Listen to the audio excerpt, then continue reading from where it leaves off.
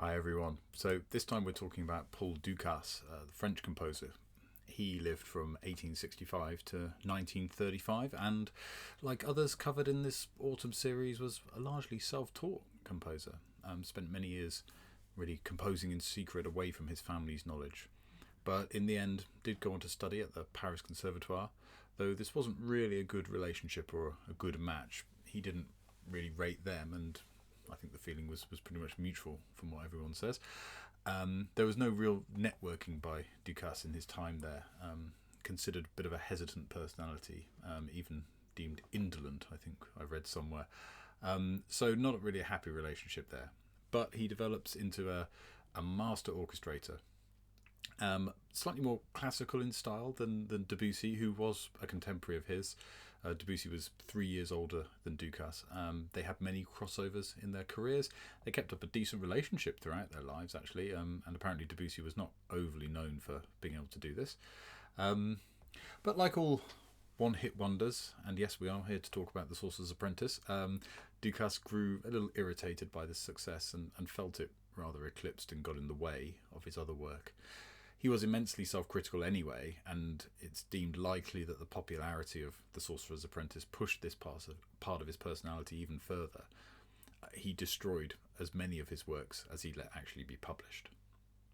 So he has a career as a composer, as a teacher, and also as a music critic. Famously, I think, reviewing Mahler conducting Wagner's Ring Cycle from Covent Garden early on.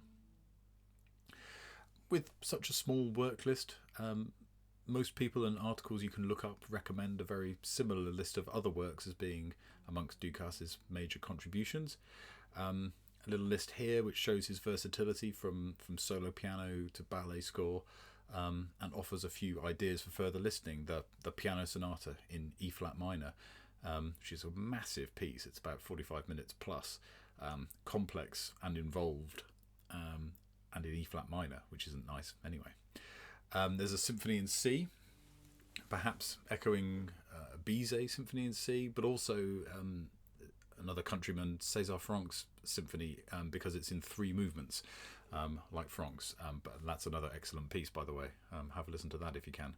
And finally, by Dukas, a ballet score, La Péri, has a bold, brass-dominated fanfare and then a gorgeous, descriptive one-act ballet score, and the fanfare was added to noisily cover the audience settling down before the piece proper. He knew his audience pretty well.